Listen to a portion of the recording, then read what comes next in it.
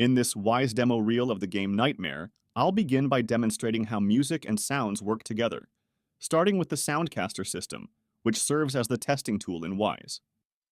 I'll then follow with a more in-depth description of how I created this system, and I'll finish with gameplay to hear the sounds and music in action.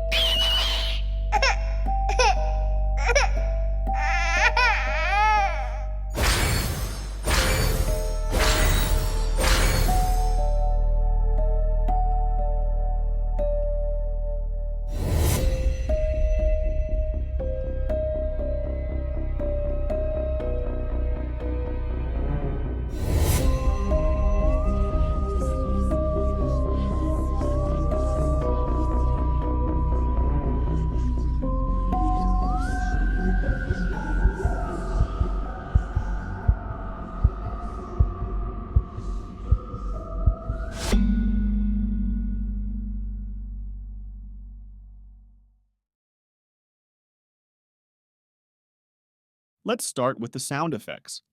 For example, I will demonstrate how the player wand cast is set up. The sound effects for the other player actions and enemies are configured in the same manner. Let's hear it first.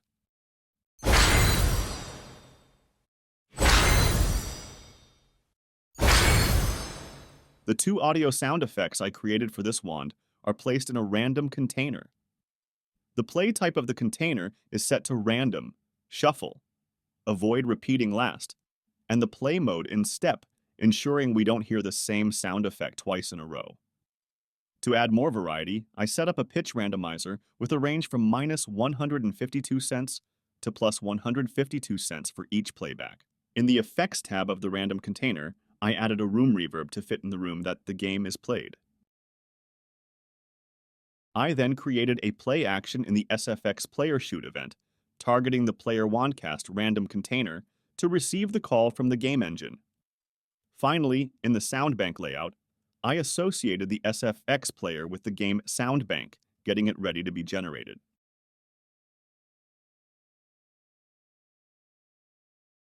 Continuing with the menu music, I created a loop of 16 measures at 60 BPM, with an extra measure to create tension.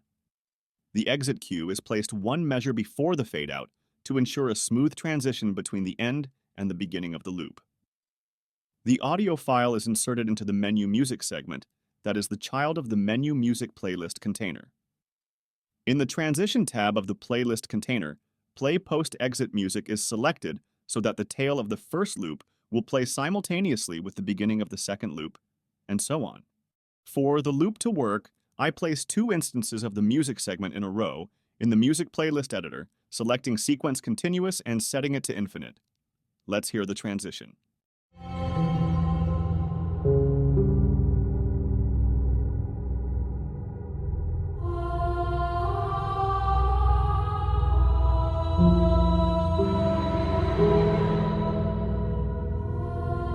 The event connected to the menu music has three actions to correspond properly with the game calls.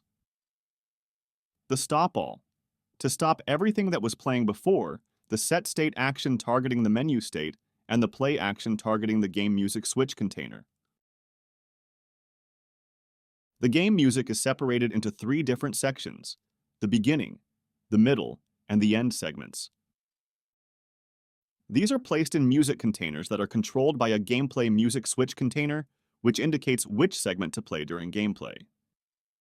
This switch container is then controlled by its parent music switch container, which chooses the appropriate music to play, whether we are in menu mode or gameplay mode.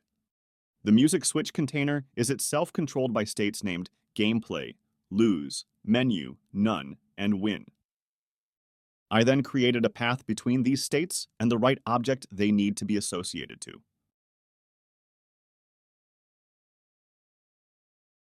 In the music segments, I inserted the stems of the music to have more control on the mix.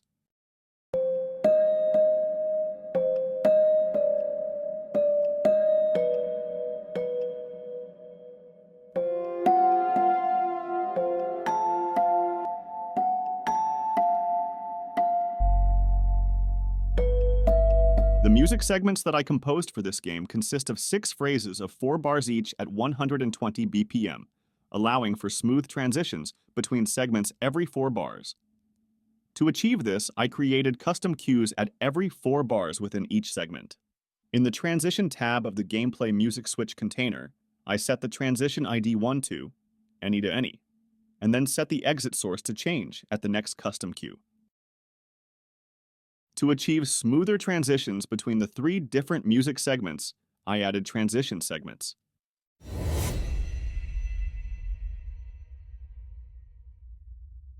I then placed the entry and exit cues where I wanted the transitions to be at when the music segments change.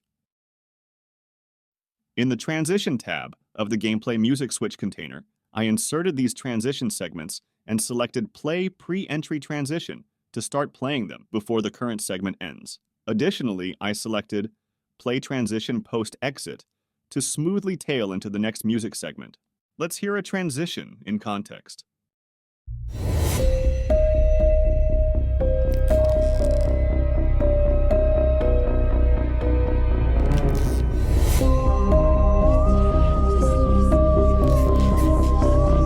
Lastly, for the music, the game music event has 4 action calls.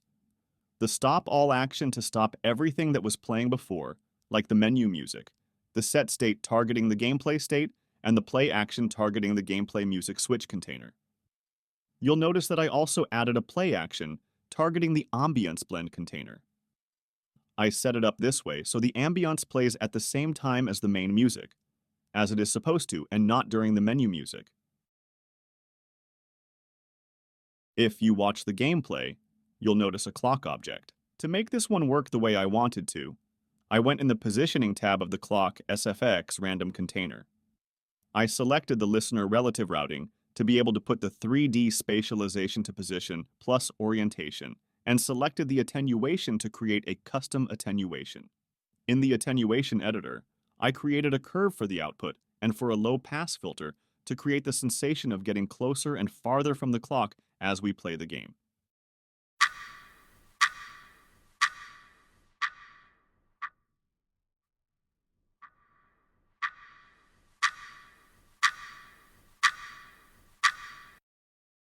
In Unity, I created a 3D game object that I position where the clock is, using it to emit the clock sound.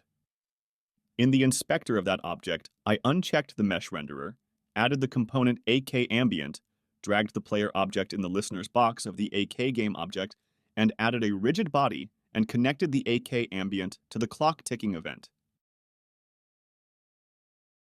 Finally, I created RTPCs for both volume and effects to produce a sound effect as the player's health drops. I began by establishing an RTPC for the volume of the Gameplay Switch container, which reduces the music volume in tandem with the player's decreasing health.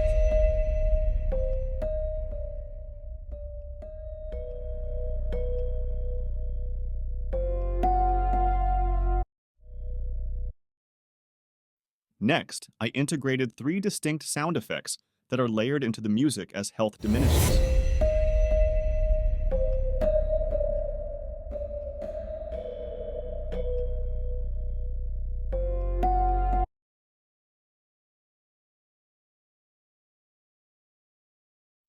Additionally, I incorporated a heartbeat sound that gradually intensifies, mirroring the decline in health. Here's the result of my sounds and music fully integrated into the game.